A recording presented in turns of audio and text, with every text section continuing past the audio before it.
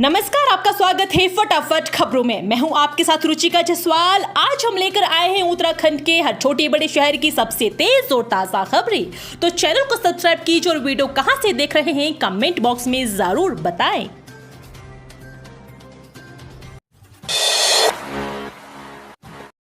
मुख्यमंत्री ने किया 3 दिवसीय नंदा देवी लोकजात मेले का शुभारंभ, किए कई घोषणाएं। मुख्यमंत्री पुष्कर सिंह धामी ने बुधवार को चमोली स्थित कुरुड़ पहुंचकर 3 दिवसीय नंदा देवी लोकजात मेले का शुभारंभ किया। इस अवसर पर उन्होंने मां नंदा के दर्शन कर पूजा अर्चना की और प्रदेश के सुख समृद्धि की कामना की। इस अवसर पर मुख्यमंत्री ने विभिन्न घोषणा भी की। मुख्यमंत्री की घोषणा में नंदानगर, नारायणबगड़ और देवाल में खेल मैदान निर्माण, प्राणमती नदी के दोनों तटों पर सुरक्षा कार्य, थराली के दादर बगड़ में बाढ़ सुरक्षा कार्य शामिल है। और इसके साथ ही मुख्यमंत्री ने नंदा देवी लोकजात मेले को राजकीय मेला घोषित करने, नंदानगर चिकित्सालय को उपजिला चिकित्सालय में उच्चीकृत करने की घोषणा भी की। 56 प्रोफेसरों को पदोन्नति का तोहफा, कई राजकीय मेडिकल कॉलेजों में दी गई तैनाती। चिकित्सा शिक्षा विभाग में लंबे समय से पदोन्नति का इंतजार कर रहे मेडिकल फैकल्टी को सरकार ने तोहफा दिया है। एसोसिएट प्रोफेसर एवं प्रोफेसर के रिक्त पदों पर 56 संकाय सदस्यों की प्रोन्नति को मंजूरी दे दी है। संकाय सदस्यों की विभिन्न राजकीय मेडिकल कॉलेजों में विषयवार पदस्थापना भी कर दी है। उत्तराखंड चिकित्सा सेवा चयन बोर्ड की ओर से चिकित्सा शिक्षा विभाग के अंतर्गत राजकीय मेडिकल कॉलेजों में एसोसिएट प्रोफेसर एवं प्रोफेसर के रिक्त पदों पर कुल 56 मेडिकल फैकल्टी के पदोन्नति की संस्तुति की गई थी। केदार घाटी में वर्षा व कोहरे से हेली सेवा प्रभावित, 2 दिन से उड़ान नहीं भर सके यात्री। केदार घाटी में पिछले 2 दिन से घना कोहरा लगने व वर्षा के चलते केदारनाथ के लिए उड़ान भरने वाली हेली कंपनियों की सेवाएं बुरी तरह प्रभावित हुई है। हेलीकॉप्टरों की नियमित उड़ान न होने से कम संख्या में ही यात्री दर्शनों को केदारनाथ धाम पहुंच पा रहे हैं। सोमवार को मात्र 15 यात्री ही बाबा केदार के धाम पहुंच सके, जबकि मंगलवार को भी 2-3 हेलीकॉप्टर ही उड़ान भर सके। केदारनाथ धाम के लिए पैदल मार्ग से यात्रियों का आवागमन पूरी तरह बंद है।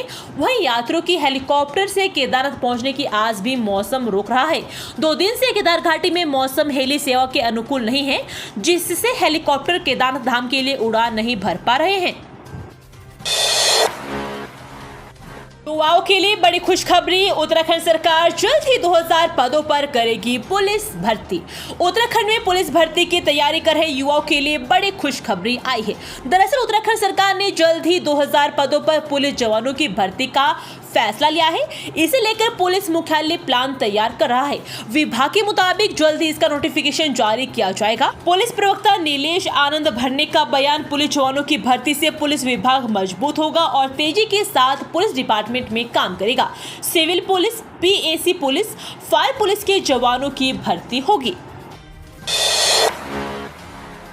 सभी नई भर्तियों में राज्य आंदोलनकारियों के लिए 10% आरक्षण लागू, अधिसूचना जारी। प्रदेश में राज्य आंदोलनकारियों को 10% क्षेत्रीय आरक्षण की अधिसूचना जारी होने के बाद अब सभी भर्तियों के विज्ञापन बदलेंगे। इसके लिए कवायद शुरू कर दी गई है। शासन विभागों से कई भर्तियों के अधियाचन उत्तराखंड लोक सेवा आयोग, अधीनस्थ सेवा चयन आयोग, राज्य चिकित्सा सेवा चयन बोर्ड को भेजे गए हैं। इनकी विज्ञप्ति अभी जारी नहीं हुई है और इस बीच 10% राज्य आंदोलनकारी क्षेत्रीय आरक्षण लागू हो गया है। शुरू से ही विवादों में रहा उत्तरकाशी में बाबा का आश्रम, अतिक्रमण पर चली थी जेसीबी। गंगोत्री हाईवे पर सेंज कुवाल्टी स्थित पायलट बाबा का आश्रम शुरू से विवादित रहा। वर्ष 2011 में इस आश्रम के तत्कालीन मैनेजर ने कुछ स्थानीय पत्रकारों पर जानलेवा हमला कर दिया था, जिसके बाद पत्रकारों ने आश्रम की अवैध गतिविधियों के खिलाफ मोर्चा खोल दिया और कलेक्ट्रेट में धरने पर बैठ गए। पत्रकारों के धरने को विभिन्न संगठनों का समर्थन मिला। 79 दिन तक चले धरने के बाद जब शासन प्रशासन पर दबाव बना, तब जाकर आश्रम का अवैध अतिक्रमण ढहाया गया था। उत्तराखंड विधानसभा सत्र, हरीश रावत ने गैरसैंण में किया उपवास, बाइक पर बैठकर निकाला जुलूस। उत्तराखंड विधानसभा का मौसू सत्र के पहले दिन पूर्व सीएम और कांग्रेस नेता हरीश रावत गैरसैंण के रामलीला मैदान पहुंचे। यहां कांग्रेस कार्यकर्ताओं ने उनका जोरदार स्वागत किया। वहीं वीरचंद्र सिंह की मूर्ति पर माल्यार्पण के बाद उपवास 1 घंटे उपवास पर बैठे। इसके बाद उन्होंने गैरसैंण नगर में बाइक पर बैठकर जुलूस निकाला। उनका कहना है कि वो उपवास के बाद टॉर्च से गैरसैंण की ग्रीष्मकालीन राजधानी को खोजने का काम करेंगे। कांग्रेस जिलाध्यक्ष मुकेश नेगी ने बताया कि इस कार्यक्रम को सफल बनाने के प्रयास किए जा रहे हैं। बांग्लादेश में हिंदुओं पर हो रहे अत्याचार के विरोध में सड़कों पर उतरे संगठन, निकाली आक्रोश रैली।